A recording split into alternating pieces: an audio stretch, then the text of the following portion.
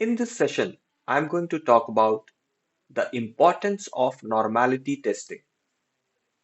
For all the beginners, this is going to be a very informative and important video. So stay tuned, keep watching. Why do we need to test the normality of data? What does it mean if our data exhibits normality? What is the effect on the results gotten from the study if our data was normal?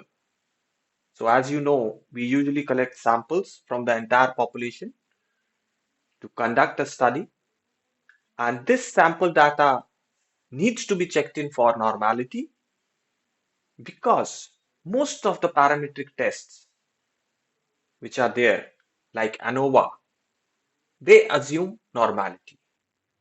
Like regression, they assume normality of data. Unless you are sure about the normality of data, you cannot go ahead with the parametric tests. And in that case, you'll have to go in for non-parametric tests like Kruskal-Wallis test is a non-parametric alternative of one-way ANOVA. So that is the importance of normality of data. Now, you see, what are the ways to test the normality of data? I have a video in my playlist you might like to go back and check on how practically it is tested in SPSS.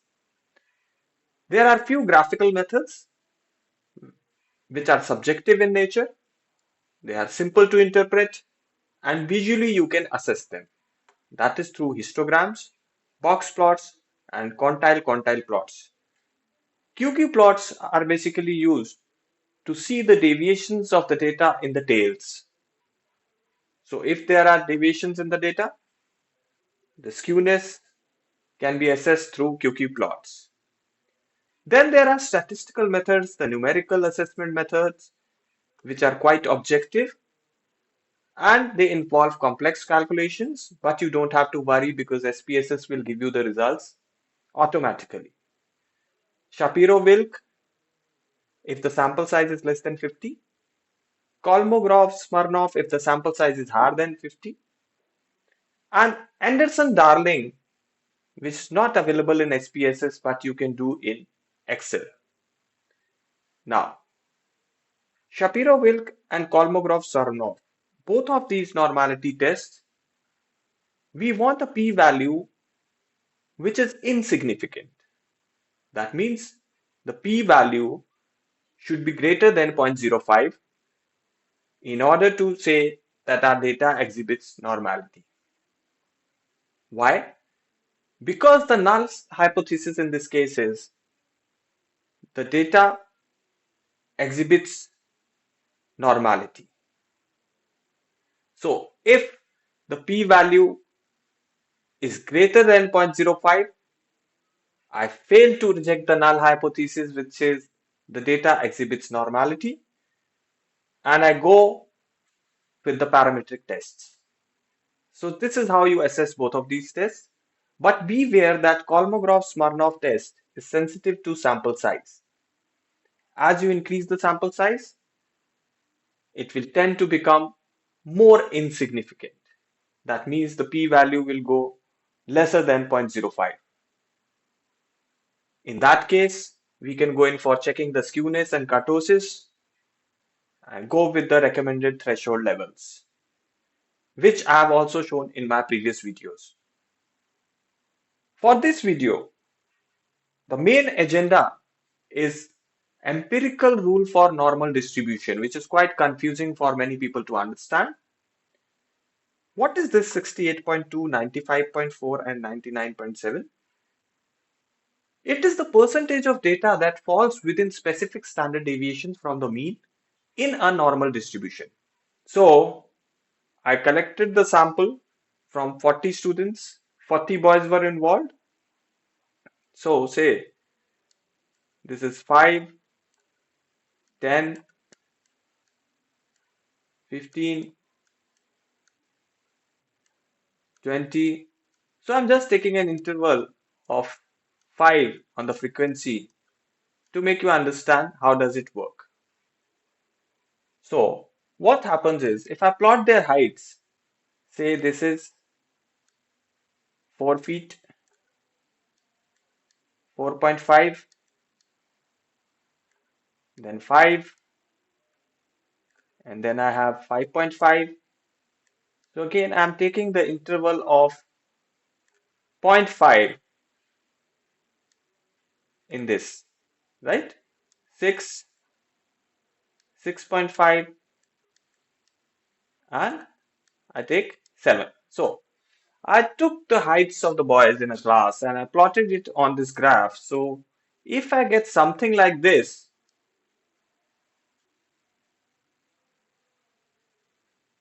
so in that case, what do you see? You see a bell-shaped curve which is unimodal in nature. That means it has just one peak and it is quite symmetric in nature. So if I divide this into two equal portions like this, so the left hand side will be a mirror image of the right hand side, right? So that's why it's symmetrical. And the mean, median, and mode are both equal because it's unimodal. Mean, median, and mode in a normal distributed data is the same. Now, this empirical rule says that the entire population of the boys belonging to the same age group, right? Belonging to the same age group in the population, their height will lie within 3 standard deviations from the mean on the right and within 3 standard deviations from the mean on the left side of the mean. So say this is -1, -2, and -3. This is standard deviations, right? This is 1, this is 2, and this is 3 standard deviations, right? So 68.2% of the population, their height will lie between 5 to 6. Okay, their height will lie between 5 to 6. So in this case, you think that this is 5.5. The mean is 5.5. So 95.4 within -2 to +2, within -2, 2 plus 2, 95.4% of the boys in the same age group in the population, their height will lie between 4.5 and 6.5. 99.7% of the population's height will lie between -3 to +3 standard deviations. -3, -3 and +3 standard deviations. Now you'll have a question that why 99.7? Why not 100? Because the curve never touches the x-axis. It goes on infinitely, and as you keep on increasing the sample size, this will tend to become more normal in nature, more symmetrical, and more bell-shaped in nature. So this is the 68, 95, and 99.7% rule. So this is how you interpret and use this empirical rule for normal distribution.